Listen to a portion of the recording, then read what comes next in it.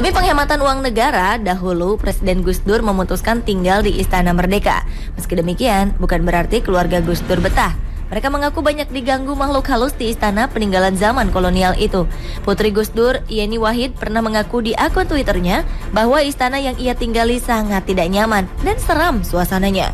Bahkan sang adik Inayah Wahid sering diganggu oleh makhluk halus. Kejadian menyeramkan ternyata tidak hanya dialami keluarga Gus Dur. Sejumlah pegawai istana juga kerap mengalaminya. Bahkan saking takutnya, untuk membersihkan lantai 4 dan 5 di Wisma Negara saja tidak ada yang berani, karena takut dengan penunggu di sana yang tidak kasat mata. Menurut ajudan Gus Dur saat itu, yaitu Munib Huda Muhammad, Presiden Indonesia kelima itu tidak menggunakan cara-cara mistis untuk mengusir keangkeran istana, melainkan dengan cara yang logis. Gus Dur membuka Istana Merdeka bagi masyarakat, sehingga di era Gus Dur, Istana Merdeka ramai dan tidak angker lagi.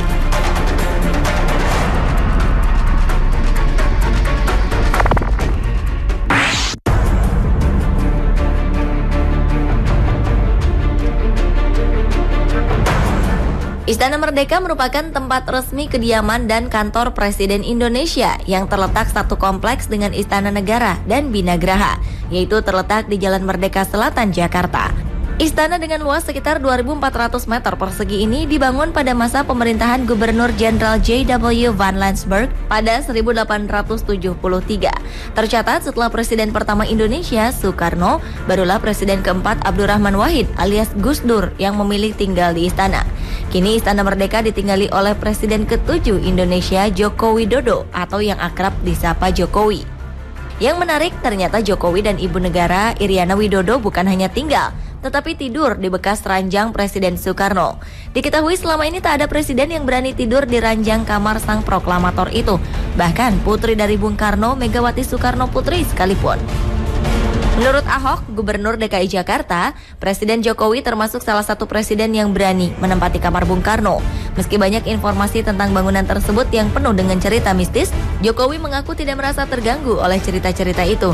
Ia malah merasa nyaman, sebab ia juga pernah tinggal di gedung tua saat ia menjabat sebagai wali kota Solo.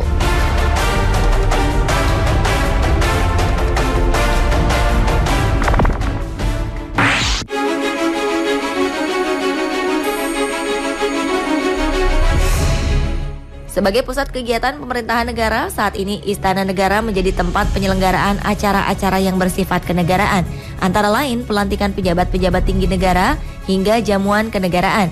Namun ternyata ada sebuah kisah di balik salah satu acara pelantikan resmi di Istana Negara tersebut, tepatnya saat pengangkatan Albert Hasibuan sebagai anggota Dewan Pertimbangan Presiden untuk bidang hak asasi manusia pada awal tahun 2012 lalu oleh Presiden Indonesia ke-6 Susilo Bambang Yudhoyono. Usai pelantikan, meja marmer yang dipakai sebagai tempat penandatanganan tiba-tiba pecah dan hancur berkeping-keping seperti habis dipukul dengan benda keras. Peristiwa itu terjadi ketika pasukan pengamanan presiden atau Pas Pampres hendak memindahkan meja marmer setebal 2 cm tersebut. Walau sempat terkejut, acara pelantikan tak terganggu sama sekali. Diketahui alas marmer tersebut terlepas dari meja besi kerangkanya.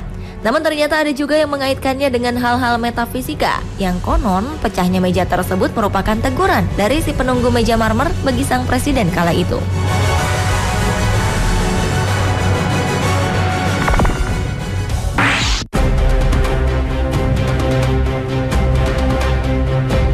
Pemirsa, Rabu 22 Oktober 2014, Presiden Joko Widodo menggelar jumpa pers perdana sejak dilantik pada 20 Oktober lalu di halaman Istana Kepresidenan. Ada yang menarik dalam jumpa pers tersebut. Lokasi yang dipilih sebagai tempat jumpa pers juga tak biasa, yakni di bawah pohon Ki Hujan, nama sebuah pohon jenis trembesi besar yang ditanam di belakang Istana Merdeka. Pohon Ki Hujan ini seperti menjadi saksi bisu atas segala yang terjadi di kompleks kepresidenan itu. Di antaranya saat SBY pernah menerima penyerang kesebelasan nasional Prancis, Zinedine Zidane. Menariknya, Ki Hujan ini ternyata sudah berusia 144 tahun sejak ditanam pada 1870, yang artinya 3 tahun sebelum Istana Merdeka dibangun oleh arsitek Grossares. Meski ditopang oleh sejumlah tiang, pohon ini masih terlihat gagah.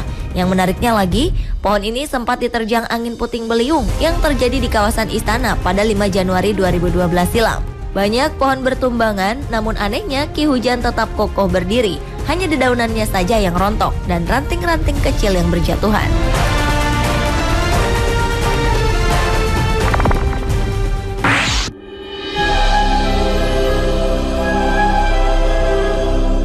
Istana Bogor merupakan salah satu dari 6 istana Presiden Republik Indonesia yang mempunyai keunikan tersendiri dikarenakan aspek historis, kebudayaan, dan faunanya. Namun di balik keunikan itu ternyata ada kisah misteri yang beredar di kalangan masyarakat tentang salah satu patung yang ada di istana yang dibangun pada tahun 1744 itu. Konon beredar kisah tentang seorang peserta penataran yang berkunjung ke Istana Bogor dan melakukan hal usil ke salah satu patung perunggu berwujud wanita tanpa busana. Dengan sengaja ia meletakkan bulu-bulu wol, rontokan dari karpet di bagian terlarang tersebut. Esok hari ia terkejut karena bulu-bulu serupa ada di kantung celananya. Dan ketika makan, ia pun tersedak tanpa sebab, namun yang keluar dari tenggorokannya adalah bulu-bulu karpet tersebut. Kabarnya almarhumah mantan ibu negara, Hartini Soekarno pun sempat mengiyakan bahwa di Istana Bogor terdapat makhluk astral penunggunya. Konon ia pernah melihat seorang tamu yang tak kasat mata saat memasuki ruangan presiden di istana tersebut.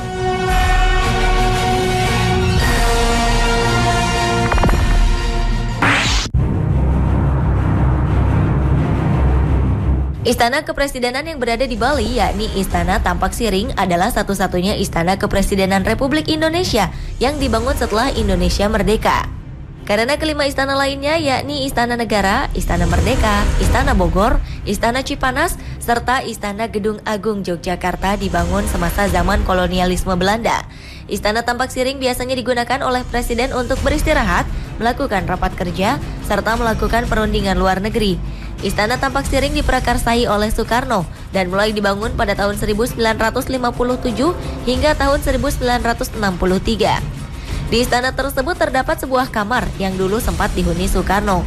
Konon menurut warga setempat, kamar tersebut hingga kini tidak dihuni dan sengaja dikosongkan karena ada kekuatan mistis yang meliputi ruangan tersebut. Sementara Presiden Indonesia yang datang berkunjung ke istana itu menempati bangunan lain yang tak jauh dari bangunan yang ditempati Soekarno.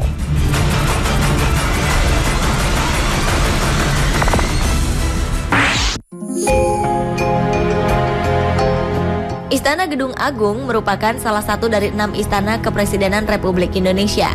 Istana ini terletak di pusat kota Yogyakarta, tepatnya di ujung Jalan Malioboro.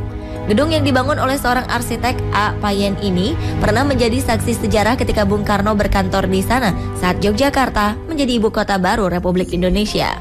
Karena merupakan bangunan tua, banyak rumor beredar mengenai kisah mistis di balik bangunan bergaya Eropa itu. Kabarnya di istana tersebut sempat terjadi gangguan-gangguan makhluk gaib. Maka dari itu seorang paranormal pernah dimintai tolong oleh Pas Pampres. Menurutnya hal yang dianggap mengganggu tersebut berasal dari kekuatan kitab Stambul yang sering berpindah-pindah secara misterius di sekitar istana. Kabarnya di Istana Gedung Agung yang bernama Loji Kebon itu kerap terdengar suara prajurit baris berbaris walau tak ada yang sedang melakukan baris berbaris.